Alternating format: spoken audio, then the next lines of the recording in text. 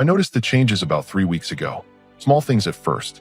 She started keeping her phone face down on the counter, started taking calls in the other room, started getting dressed up for what she called girls' nights out more often than usual. Thursday evening, I was loading the dishwasher after dinner when I asked her a simple question. So, what are your plans for tomorrow night? She looked up from her phone with this expression I'd never seen before. Defensive, almost annoyed. Why do you need to know? I don't need to know. I'm just asking. We usually talk about our plans. Well, maybe I don't want to be questioned every single time I leave the house. I stopped what I was doing and turned to face her. Question? I asked you one thing. You're always interrogating me about where I'm going, who I'm with, what time I'll be back. It's exhausting. I dried my hands slowly, taking a moment to process what she'd just said.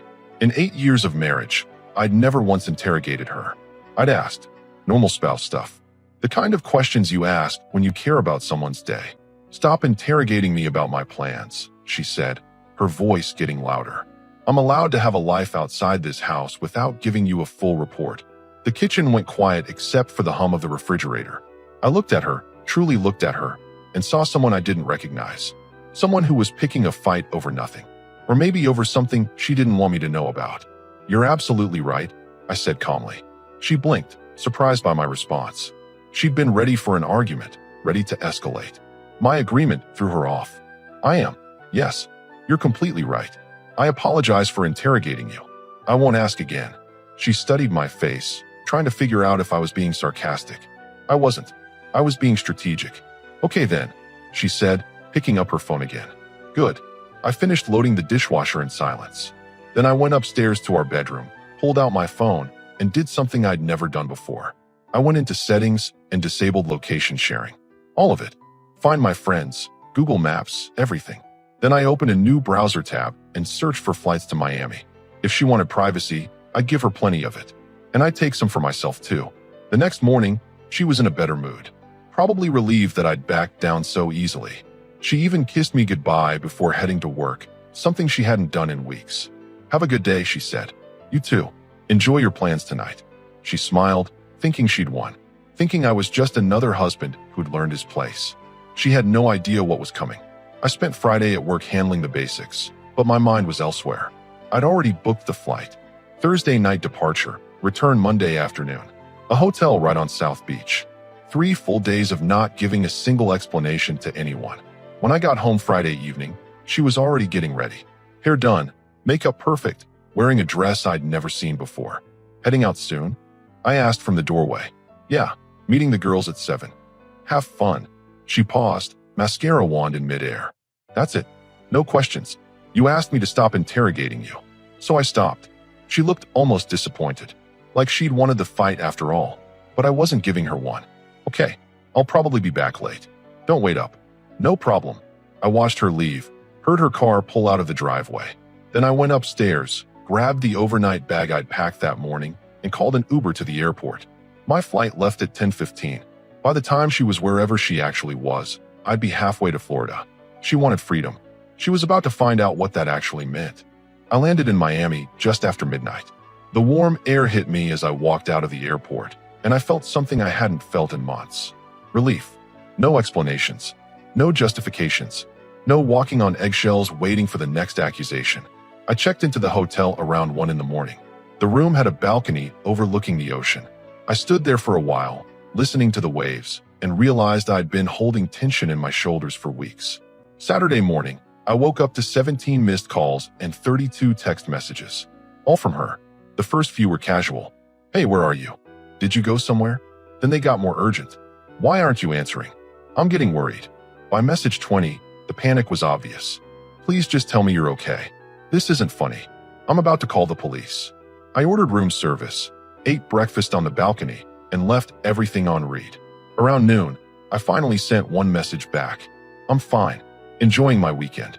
3 dots appeared immediately, then disappeared, then appeared again. This went on for 2 full minutes before her response came through. Where are you? I put the phone down and went to the beach. The rest of Saturday was perfect. I had lunch at a Cuban place in Little Havana. Walked around Wynwood looking at the street art. Had dinner at a steakhouse where the waiter didn't ask me a single personal question, just brought me good food and left me alone. My phone kept buzzing. I checked it once around 8 p.m. 43 more messages. Now she was cycling through emotions. Anger, fear, guilt tripping, bargaining. How could you just disappear like this? Do you have any idea how worried I've been? I thought something happened to you. This is cruel. We need to talk about this. Please come home. I turned off notifications and went to sleep. Sunday morning, she tried a different approach. The messages became softer, more manipulative. I'm sorry if I made you feel bad. I didn't mean to hurt you. Can we please just talk? I miss you. I was sitting at a cafe having coffee when I decided to respond. I'll be home Monday evening. We can talk then. Her reply was instant. Monday? You're not coming back until Monday. Correct. Where even are you? Miami. The three dots appeared and disappeared about 20 times. Then nothing. Radio silence for the next 6 hours. I spent Sunday doing exactly what I wanted. Rented a jet ski. Had too much key lime pie. Watched the sunset from a rooftop bar. Posted absolutely nothing on social media. Told absolutely no one where I was. Just like she'd wanted. Privacy. Monday afternoon, I caught my flight home. Landed around 6 p.m. The Uber dropped me off at the house around 7:30. Her car was in the driveway. Every light in the house was on. I grabbed my bag, walked up to the front door, and used my key like it was any other day. She was standing in the living room waiting. Her face was a mess. Red eyes, no makeup, hair pulled back. She looked like she hadn't slept all weekend. Good. Where the hell have you been? She said before I'd even closed the door. I set my bag down. Miami. I told you that. You told me Sunday. After I'd been trying to reach you for 2 days. You wanted me to stop interrogating you about your plans. I figured you'd appreciate the same courtesy. Her mouth opened, then closed.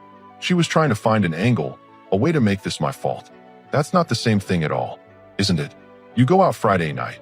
Don't tell me where you're actually going. Come home late. I go out Thursday night, take a trip, come home Monday. What's the difference? The difference is I didn't disappear without telling you. You told me not to ask about your plans. So I stopped sharing mine too. Seems fair. She stared at me like I'd grown a second head. This wasn't the husband she knew. The one who'd apologize, who'd back down, who'd let her rewrite the rules whenever she felt like it. I tried to check your location, she said. You turned it off. I value my privacy. I watched her face change as she heard her own words thrown back at her. The realization that she'd created this situation was starting to sink in. This is ridiculous. You can't just take off for a weekend without telling me. Why not? You made it very clear that asking about plans is interrogation. So I stopped asking. And I stopped answering. That's not what I meant. Then what did you mean? She didn't have an answer for that. We both knew what she'd meant. She wanted freedom to do whatever she was doing without questions. She just didn't expect me to claim the same freedom. I picked up my bag. I'm tired. Long flight. We can talk more tomorrow if you want. We're talking now. No, we're not. I'm going to bed. I walked past her toward the stairs. She grabbed my arm. You don't get to just walk away from this conversation. I looked down at her hand on my arm, then back at her face. Let go. Something in my voice made her release her grip immediately. I went upstairs, unpacked, and took a shower. When I came out, she was sitting on the bed, crying. I was worried about you, she said quietly. Were you? Or were you worried about not knowing where I was? She didn't answer. I got into bed and turned off the lamp on my side. Good night. She sat there in the dark for a long time before finally lying down on her side, as far from me as possible. I fell asleep easily. Best sleep I'd had in weeks. Tuesday morning, I woke up at 6 like always. She was still asleep, or pretending to be. I got ready for work in silence, made coffee, and left without saying goodbye. At the office, my phone started buzzing around 9. Text after text. We need to talk about what happened. You can't just ignore me forever. I deserve an explanation. I responded during my lunch break. You deserve an explanation? That's interesting. 3 dots. Then nothing. Then, what's that supposed to mean? Exactly what it sounds like. I put my phone away and got back to work. I had a project deadline coming up, and honestly, dealing with her drama was the last thing on my mind. When I got home that evening, she was waiting in the kitchen. She'd clearly spent time preparing for this. Hair done, makeup on, wearing one of my favorite outfits. The whole performance. Hey, she said, forcing a smile. I made dinner. I looked at the table. She'd actually cooked. Something she hadn't done in months. Thanks. I already ate. The smile faltered. Oh, I thought we could talk over dinner. I'm not hungry, but you go ahead. I walked past her to the living room and turned on the TV. She followed me, standing in the doorway. Can you please turn that off? We need to discuss this. Discuss what? Everything. The Miami trip. You ignoring me. This whole attitude you've had since last week. I muted the TV and looked at her. What attitude? This cold, distant thing you're doing. It's not like you. Maybe you don't know me as well as you think. She sat down on the other end of the couch. Look, I know I said some things last Thursday. Maybe I overreacted about the questions. But that doesn't give you the right to just disappear for a weekend. I didn't disappear. I went to Miami. I told you where I was. 2 days later. Better late than never. She was getting frustrated now. The sweet approach wasn't working, so I could see her shifting strategies. This isn't healthy. This is passive-aggressive. Is it? I thought I was just respecting your boundaries. You wanted privacy, you got it. I wanted privacy, I took it. Sounds pretty direct to me. That's not what I meant by privacy. Then explain it to me. What did you mean? She opened her mouth, then closed it. We both knew she couldn't explain it without admitting what she was actually doing. I meant that I should be able to go out with my friends without you grilling me about every detail. I never grilled you. I asked normal questions that normal married people ask each other. It felt like grilling. And me going to Miami felt like abandonment to you. Guess we both learned something about feelings versus intentions. She stood up abruptly. Why are you being like this? Like what? Like you don't even care anymore. I turned the TV back on. I care about the same things I've always cared about. Honesty, respect, trust, the basics. And you don't think I've been honest? Have you? The question hung there. She could have answered it. Could have come clean about whatever she'd been doing those Friday nights. Could have been the person who valued honesty. Instead, she chose anger. I can't believe you're accusing me of something when you're the one who took off without a word. I told you exactly where I was. That's more than you've told me about your Friday nights. I told you. I was with friends. Which friends? Why does it matter? It doesn't. You're right. It doesn't matter at all. That answer scared her more than if I'd kept pushing. She wanted me to fight, to interrogate, to give her something to use against me. My indifference was breaking her script. I'm going to bed, she said finally. When you're ready to have an actual conversation instead of playing games, let me know. Good night. She stomped upstairs. I heard the bedroom door close harder than necessary. I stayed on the couch for another hour, not actually watching TV, just thinking. The woman I married wouldn't have blown up over a simple question about her plans. She wouldn't have gaslit me about asking normal spouse questions. She wouldn't have made my concerns sound like controlling behavior. Something had changed. Or maybe it had always been there, and I'd just been too trusting to see it. Wednesday, I left for work before she woke up. Came home late. Thursday, same thing. She tried to initiate conversations, but I kept them surface level. Weather, bills, whether we needed groceries. By Friday, she was unraveling. Are you having an affair? She asked that evening, out of nowhere. I looked up from my laptop. What? You heard me. Is there someone else? You're asking me if I'm having an affair. Yes. That's what you think is happening here. What else am I supposed to think? You're distant, you're cold, you took a secret trip to Miami. It wasn't secret. I told you where I was. After you were already there. I closed my laptop. Let me ask you something. If you thought I was having an affair, why would your first concern be that I went to Miami? Wouldn't you be more worried about who I was with? She blinked, caught in the logic trap. I don't understand what's happening. What's happening is that I'm giving you exactly what you asked for. Space. Privacy. No questions. But I didn't ask for this. Yes, you did. You just didn't think about what it would look like from the other side. My phone buzzed. A text from Hudson, my coworker, and one of my few close friends. Drinks tomorrow? You seem stressed lately. I texted back. Yeah, sounds good. She was watching me. Who's that? Hudson. We're getting drinks tomorrow. Oh, okay. She was waiting for me to give her more details. Where, what time, when I'd be home. The same thing she'd accused me of interrogating her about. I didn't offer anything else. Her face went through several emotions before settling on resignation. Have fun. Thanks. Saturday evening, I met Hudson at a bar downtown.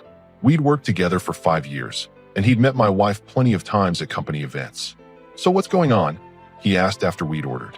You've been off all week. I told him everything. The fight about questions. Miami. The Cold War happening at home. He whistled low. That's rough, man. The weird part is, I don't even feel that upset about it anymore. Just tired. Tired is worse than angry. Angry means you still care enough to fight. Yeah. He took a drink. Can I be honest with you? Always. I saw her a couple weeks ago. Friday night. At that Italian place near the highway, Caruso's. I set my beer down. Okay. She wasn't with friends. She was with some guy. They were sitting in a corner booth, pretty cozy. There it was. Confirmation of what I'd already suspected but hadn't wanted to believe.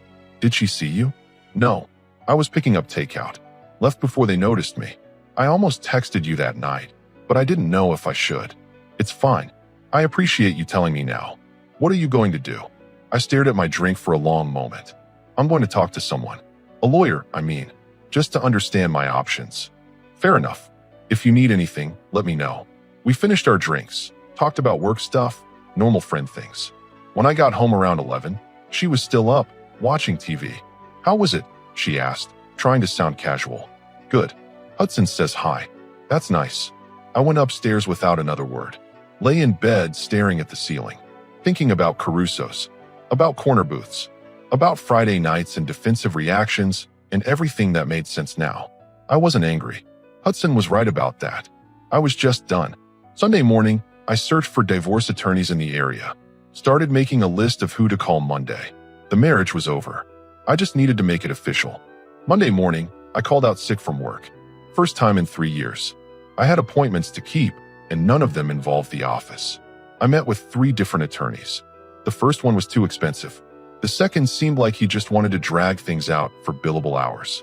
The third one, a guy named Mr. Sterling, was straightforward and honest. How long have you been married? He asked. 8 years. Kids? No. Property? We rent. Lease is in her name. I moved in after we got married. He nodded, taking notes. That makes things simpler. Any joint accounts? 1 checking account. I opened a separate one last week and moved half the money. Good. That's fair. Any other assets? 2 cars, both paid off. Mine is in my name. Hers is in hers. Some furniture, regular household stuff. Nothing major. This should be relatively straightforward then. No fault divorce. We file, she gets served, there's a waiting period, then it's done. How long? In this state, minimum 60 days from filing. Could be longer if she contests it. She will. He leaned back in his chair. They usually do. But from what you've told me, there's no grounds for her to prevent it. You want out, that's enough. I hired him on the spot. We spent the next hour going over details, filling out paperwork, discussing strategy.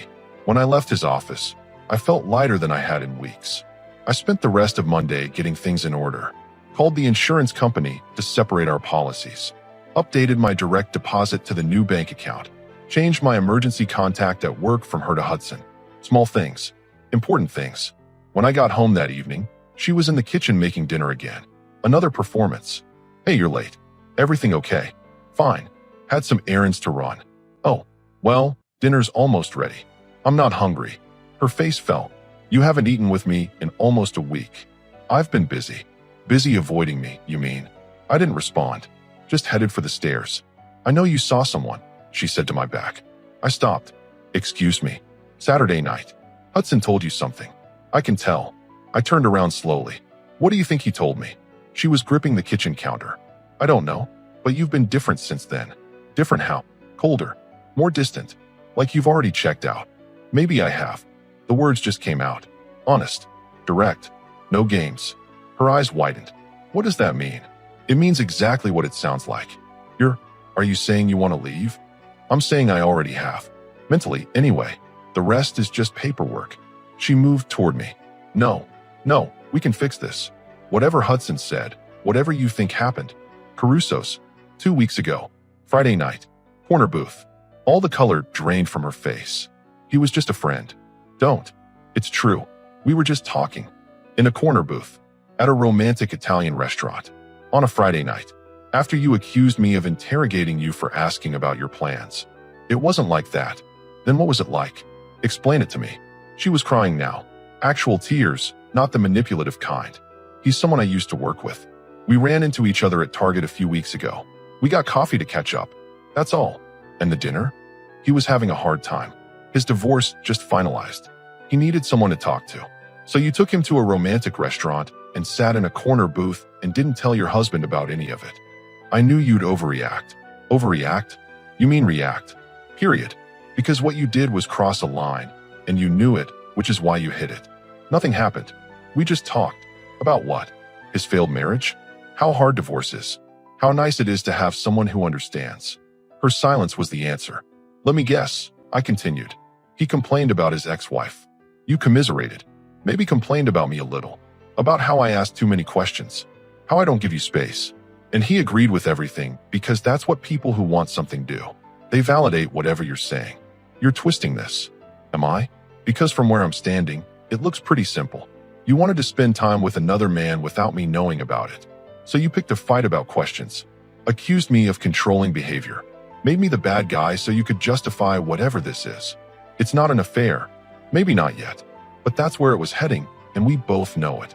She collapsed into a chair, sobbing. I'm so sorry. I'm so sorry. It was stupid. I wasn't thinking clearly. You were thinking very clearly. Clear enough to choose a restaurant on the other side of town. Clear enough to hide it from me. Clear enough to blow up at me for asking a simple question. Please, we can fix this. We can go to counseling.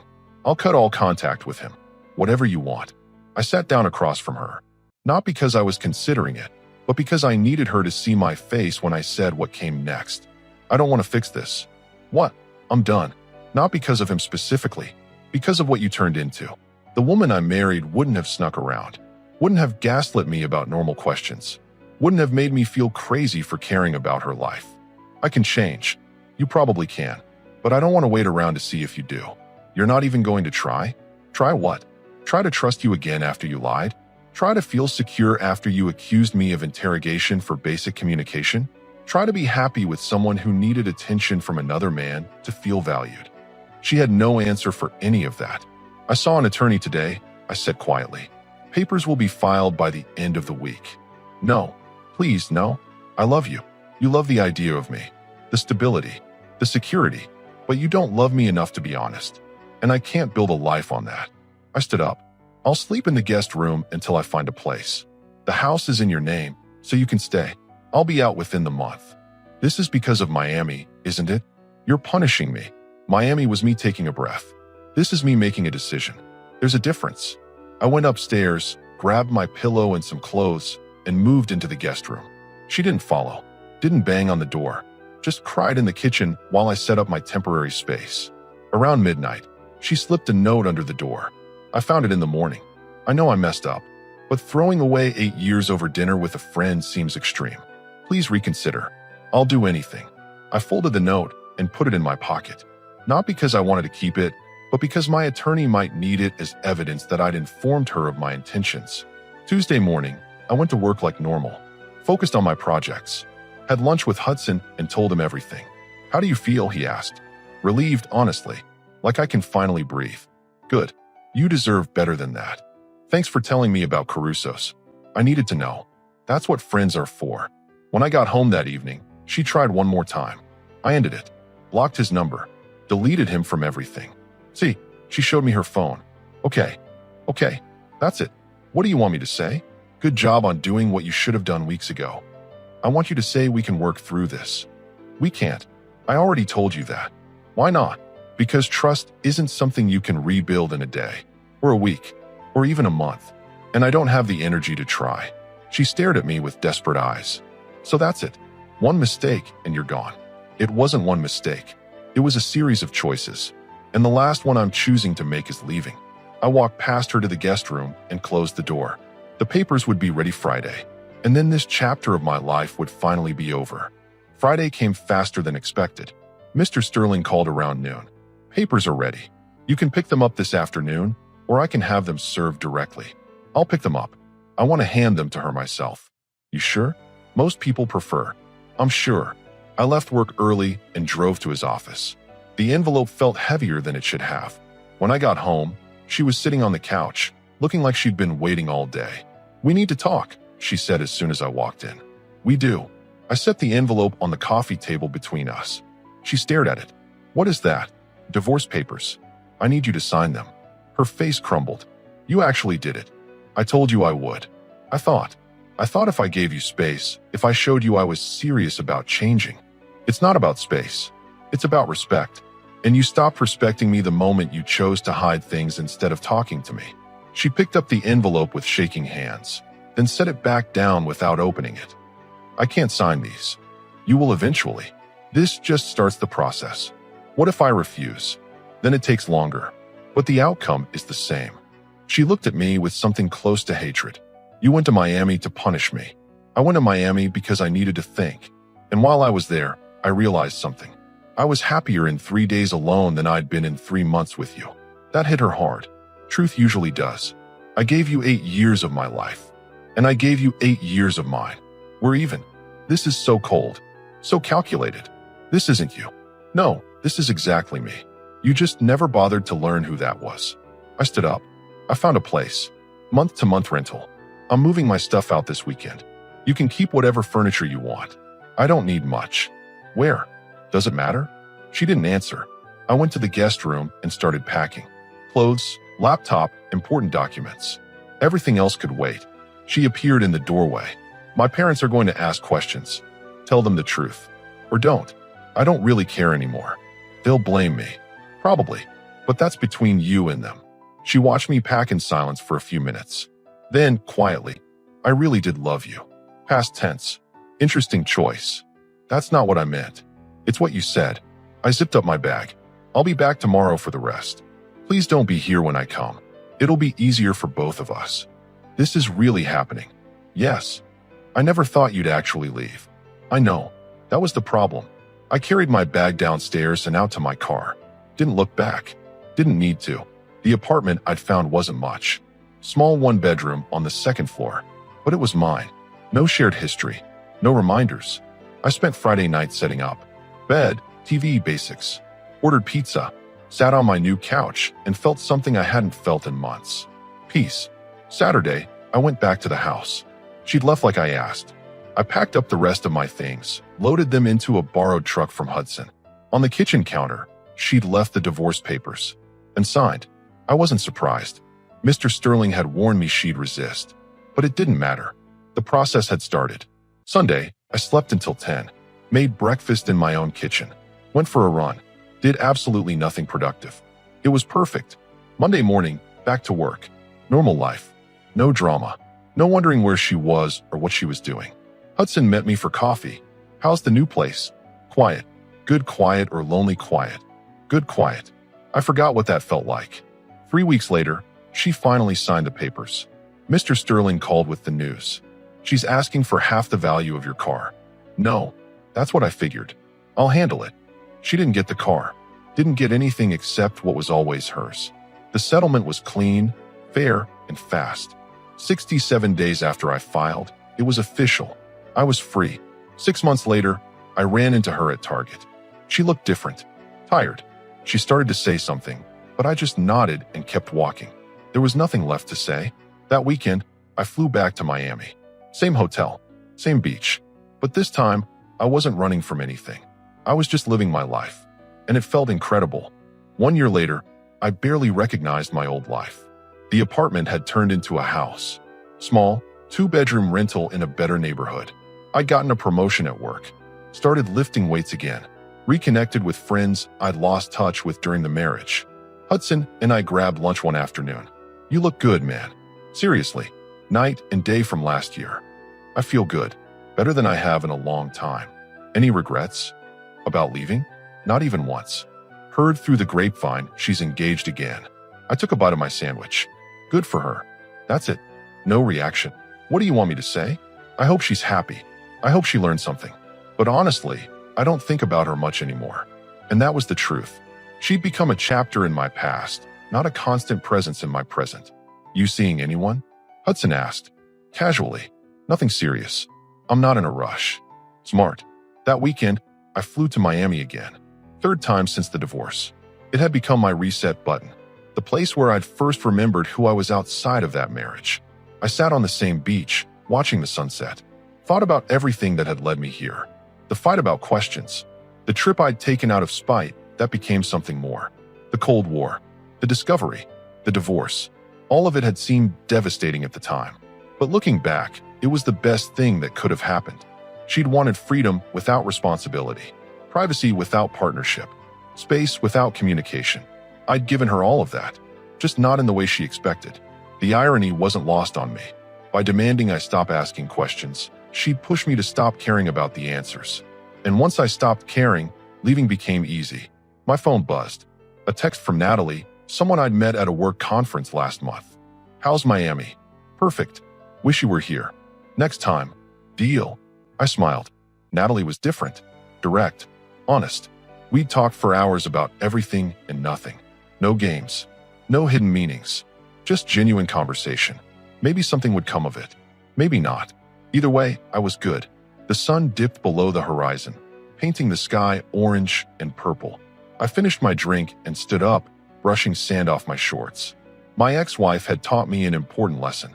When someone shows you who they are, believe them.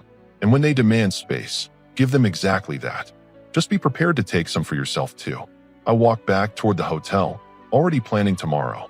Jet ski rental in the morning. That Cuban place for lunch. Maybe call Natalie later, see if she wanted to video chat. Life was simple now, uncomplicated, and I learned something valuable from that whole mess. Freedom isn't something you demand from someone else. It's something you claim for yourself. I claimed mine in Miami a year ago, and I never looked back.